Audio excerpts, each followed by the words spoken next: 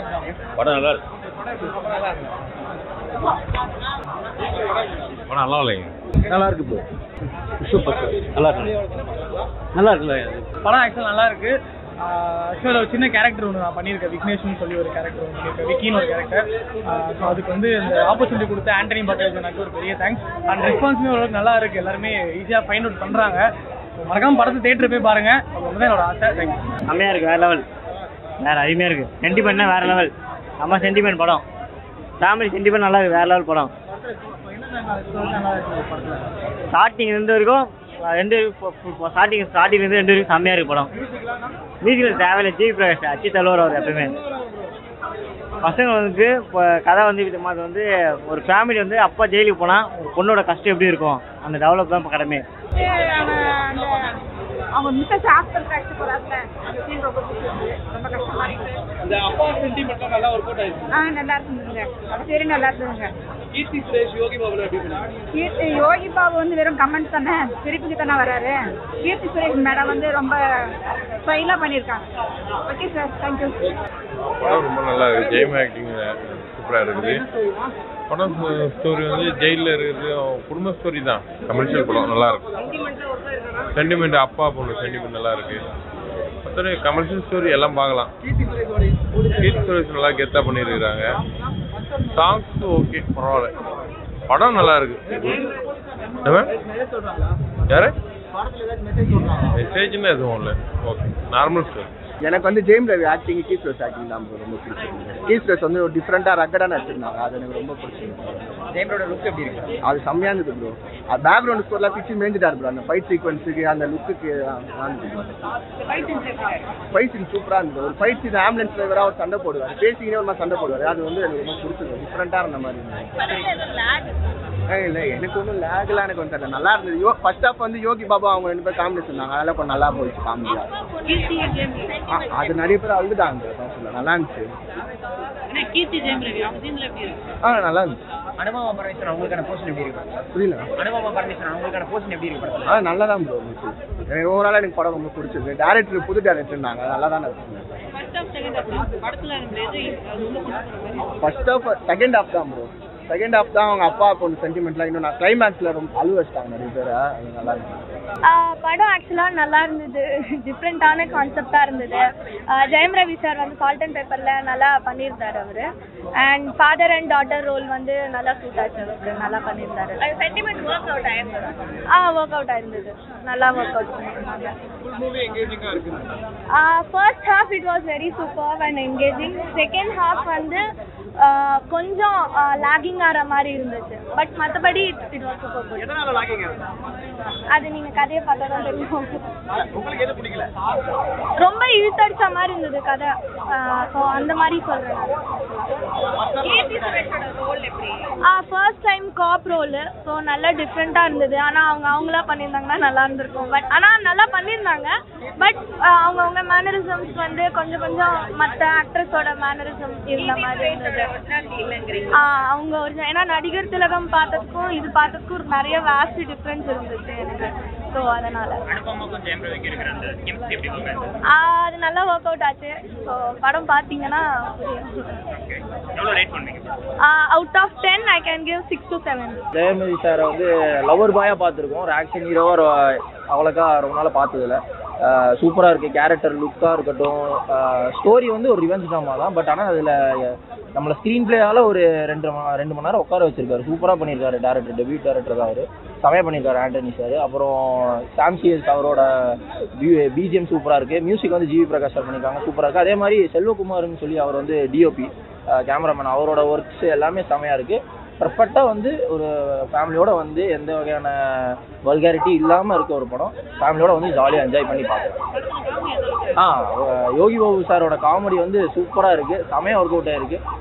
One line எல்லாமே நல்லா இருக்குது. அவங்க 2 பேத்துக்குள்ள ஒரு கெமிஸ்ட்ரி சூப்பராக இருக்குது. இப்போ மெயினாக வந்து கீர்த்தி சுரேஷ் அவங்களோட கேரக்டர் ஆர்க் வந்து சூப்பராக பண்ணியிருக்காங்க. ரொம்ப நாள் கழிச்சு ஹீரோயின் கிடையாது. பட் ஆனால் அவங்க கேரக்டர் வந்து ஒரு படம் ஃபுல்லாக ட்ராவல் ஆகிற மாதிரி செமையாக பண்ணியிருக்காங்க. நிறைய ஸ்கோப் இருக்குது. அவங்களுக்கு ஆக்டிங் சூப்பராக பண்ணியிருக்காங்க. அதே மாதிரி ஜெயம் ரவி சார் ஆக்டிங் மெசேஜுன்னு கிடையாது, ஒரு கமர்ஷியல் படம், யூஸ்வல் ட்ராமா. அப்பாவுக்கும் ஒரு பொண்ணுக்கும் உள்ள ஒரு சென்டிமெண்ட்டு, அந்த பொண்ணை மிஸ் அண்டர்ஸ்டாண்ட் பண்ணிக்குது. கடைசி வரைக்கும் அது என்ன ஆச்சு அப்படின்றத நீட்டாக கொண்டு போய் நீட்டாக கன்வே ஆயிருக்கு. எந்த ஒரு எப்படி சொல்கிறது, ஒரு மூஞ்சி சுளிக்கிற மாதிரி எதுவுமே இல்லாமல் நீட்டாக அந்த கதையிலேயே அப்படியே ட்ராவல் ஆகி முடிச்சிட்டாங்க. நல்லா இருக்கு. ஷியோர். அது நல்லா ஃப்ளாஷ்பேக் போர்ஷன்ஸ் எல்லாமே வந்து நல்லா டைட்டாக காமிச்சிருக்காங்க.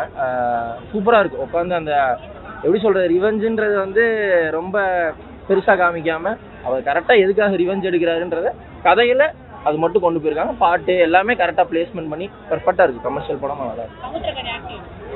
அவர் சப்போர்ட்டிங் ரோல் மாதிரி தான் ப்ரோ. அவர் நெகட்டிவ் ஷேடாக வராரு, நல்லா இருக்குது அவரோடது. பட் அவ்வளோ ஸ்கோப்பில் அவருக்கு, பட் ஆனால் செமையாக பண்ணியிருக்காரு. பண்ணவங்க எல்லாருமே ஜஸ்ட் அழகம் பெருமாள் சாராக இருக்கட்டும், எல்லாருமே நல்லா வந்தாங்க நினைக்கிறவங்க. அவங்க வந்து இதில் வந்து ஒரு ஃபர்ஸ்ட் படம் நினைக்கிறவங்களுக்கு சூப்பராக பண்ணியிருக்காங்க.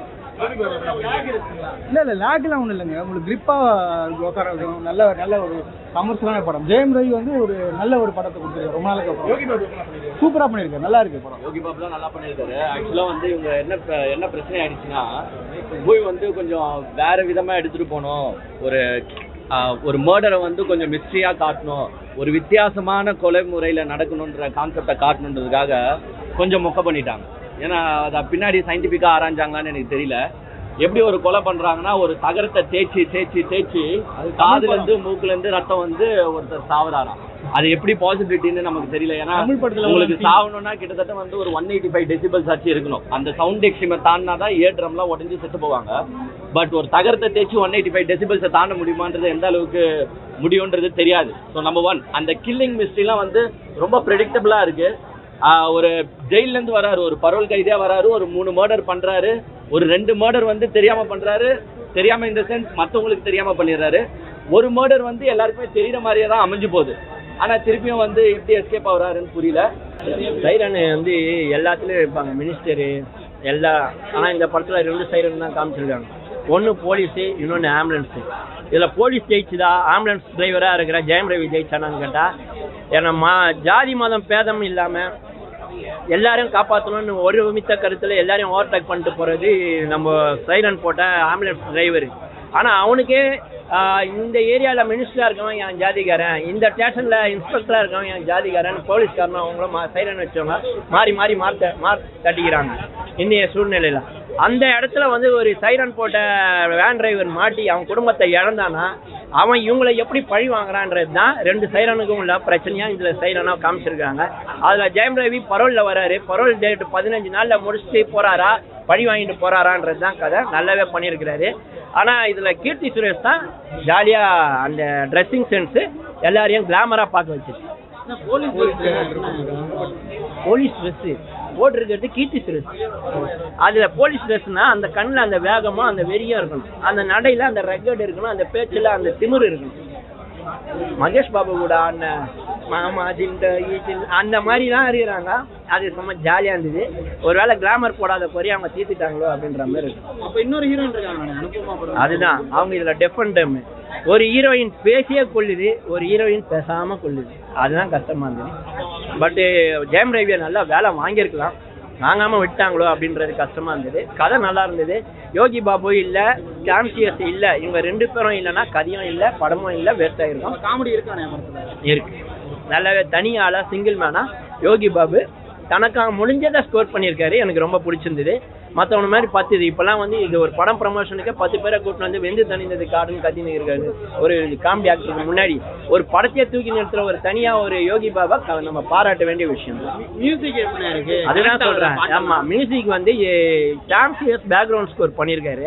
ஆனால் மியூசிக் ஜிபி பண்ணியிருக்காரு. அதில் ஒரு சிஸ்ரீராம் பாட்டு பாடியிருக்காரு, ரொம்ப அருமையாக இருந்தது. படத்துக்கு மியூசிக் வாய்ஸ்லையும் பேக்ரவுண்ட் ஸ்கோர் வாய்ஸ்லையும் எந்த குறையுமே கிடையாது. சினிமாட்டோகிராஃபி கொஞ்சம் இன்னும் நல்லா இருந்திருக்கலாம், கதைக்களம் நல்லா வெயிட்டாக வச்சிருக்கலான்றது தான் என்னோட. ஜெயமரைக்கு வந்து போன படம் சரியா போகல, இறைவன் இந்த படம் எப்படி இருக்கும்? இதுவும் ஓரளவுக்கு தான் போகும், சரியாலாம் போகும்னு சொல்ல முடியாது. ஒரு வாரத்தில் இல்லை 2 வாரத்தில் இல்லை 1 மாதத்தில் நம்ம ஹாட்ஸ்டாரில் வந்துடும். பட் ஜெயம் ரவி ஃபுல்ஃபில் பண்ணாருன்னா அவர் ஆக்டிங் எங்கேயோ இருக்குது. 10 வருஷத்துக்கு முன்னாடியே பேராண்மை அந்த படங்கள்லாம் நிரூபிச்சிட்டாரு. இன்னும் இந்த மாதிரி ஜானரில் நடிக்கிறது இன்னும் நல்ல டேரக்டருக்கு இவரோட முகம் தெரியலையோ, இல்லை நல்ல டேரக்டர் இவருக்கு தெரியலையா, ஏன் அது வந்து தாமதமாகுதுன்ற ஒரு மன கஷ்டம். ஏன்னா ஆக்டிங்காக இருக்கட்டும், டான்ஸாக இருக்கட்டும், ஃபைட்டாக இருக்கட்டும், எல்லாமே இவர் வந்து அழகாக பண்ணுற ஒரு மனுஷன். இவருக்கு இன்னும் அந்த பெரிய மாஸ் வரலையே அப்படின்ற ஒரு மனசு கஷ்டத்தோட. முதல் படம் டைரக்டருக்கு எப்படி ஹேண்டில் பண்ணிருக்காங்க? அருண் ராஜா காமராஜோட அசிஸ்டன்ட்ன்றதுனால கொஞ்சம் நல்லாவே பண்ணியிருக்காரு. த்ரில்லர் அந்த இதெல்லாம் நல்லா பண்ணியிருக்காரு. எதுக்கு யாருக்கு என்ன கொடுக்கணுன்றத தெரியாம பண்ணியிருக்கிறாரு. எங்க யாருக்கு அதை கொடுத்தா நல்லா இருக்குமோன்ற மாதிரி. ஏன்னா ஜெயம் ரவி மாதிரி ஒரு பெரிய ஹீரோவை வச்சுக்கிட்டு ஜெயிலில் ஒரு ஃபைட் வச்சிருக்கணும், ஃப்ளாஷ்பேக்ல ஒரு செம்மையான டான்ஸ் வச்சிருக்கணும். இந்த இடத்துல தான் லாக் அடிக்குதுன்னு தெரிஞ்சா அந்த இடத்துல நல்லாவே ஒர்க் அவுட் பண்ணியிருக்கணும் அப்படின்றது தான். ஓவராலா கதையில கான்சன்ட்ரேஷன் பண்ணதுனால இவருக்கு கொடுக்க வேண்டிய மாசம் மறந்துட்டாங்க அப்படின்றது தான் என்னோட ஃபீல்.